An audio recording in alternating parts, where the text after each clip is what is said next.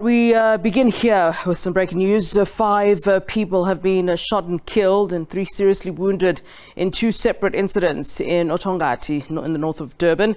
Emergency services first responded to a drive-by shooting where 2 people have been shot in a drive-by shooting. According to IPSS Medical Rescue, whilst paramedics were attending to the victims at one scene, they received information of a second shooting 4 kilometres away.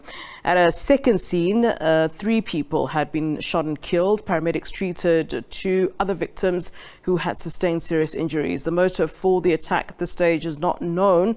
Let's get more on the story then. We cross live to our reporter, Vusi Khumalo. Very good afternoon to you, Vusi. All right, talk to us about what's happening there, where you are. I mean, we're hearing horrific stories here, and I understand that there's also been some pictures that have been put forward, of course, on social media. Really horrific. Talk to us about what's going on. Yes, good afternoon, Flo. Yes, indeed, it's a horrific story here at oThongathi, just north of Durban. This is the first crime scene as I'm stepping out of the shot, letting Ray Mbele, just to show you the crime scene is still very much active. We are told that 2 bodies, male persons, are still inside that sedan. Apparently, we're told that it was a drive-by shooting. This is the first incident that took place here, the first crime scene, and the second one, we are told, is just about 6 to 7 kilometers away when you're driving using R102 in oThongathi to Fabrice. Fabrice is just a stone throw away from oThongathi, where we are currently. And let me perhaps invite one of the persons who have sprung to action first when this incident took place here. His name is Nazir Sadak. He is from oThongathi Community Emergency Response Team, who's going to tell us more details as to what's really transpired earlier on here. Welcome, sir. Thanks a lot for your time. Perhaps if you can just let our viewers know what could have happened, because we know that you are very busy on this road as a person who works in emergency services. From what we understand, that the vehicle that you see behind us literally drove through to the set of robots, and as he drove through, there was a vehicle that came alongside him and started opening fire on them. Sadly, 2 occupants of the vehicle were pronounced deceased by emergency services. The third occupant, which was a female, has been injured and taken off to hospital. So 2 incidents, do you think, are they related, because they happened shortly one after another? From what we understand, there is a strong possibility that they are related, but that's still to be confirmed at this stage.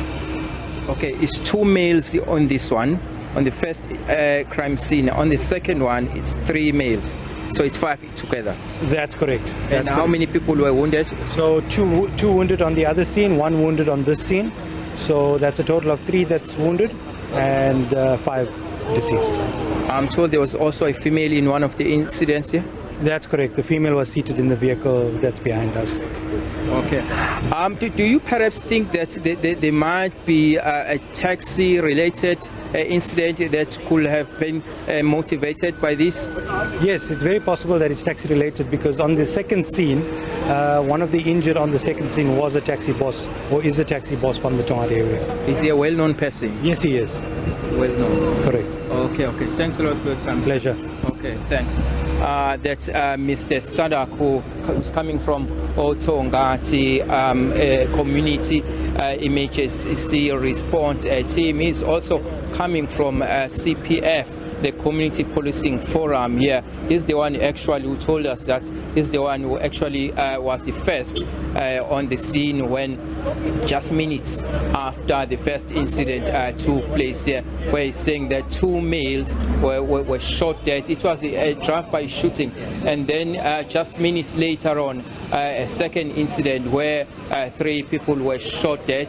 All of the occupants died, including a taxi boss. He's also confirming that that person is a well-known taxi boss here at oThongathi area. I must also point out that On Human Rights Day, which was Tuesday, there was a shooting of 5 people in 2 separate incidents. In one of that incident, 2 people were shot dead, were 2 taxi operators, and in the second one there was a family that was also shot dead, a couple as well as their child who were also shot dead on Tuesday. So in a matter of about 3 days, 10 people have been shot dead here in KwaZulu-Natal, or in particular in Durban, because oThongathi also falls under eThekwini municipality here, that talks about high crime rates that is continuing to ravage the people or the province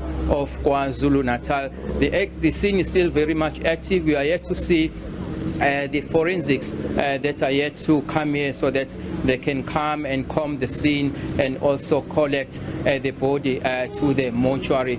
Police are still here combing the scene and also trying to have some few pointers as to how they can really piece together information that may result in the arrest of the perpetrators. So no one has been arrested yet, but police are confident that they will be arresting people who have done this. We haven't spoken to the police yet. We are about to talk to a police spokesperson in KwaZulu-Natal. We're told that he is on his way here, Colonel Robert Nechunda, who is on his way to oThongathi, so that he can give us more clarity as to what really transpired. But according to the CPF and also oThongathi community emergency response team, 5 people have been shot dead in 2 separate incidents. They've claimed 5 lives at oThongathi area.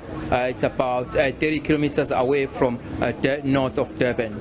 All right, Vusi, thanks very much to you. Let's catch up then at a later stage, where I'm sure Vusi will have more information for us at the moment.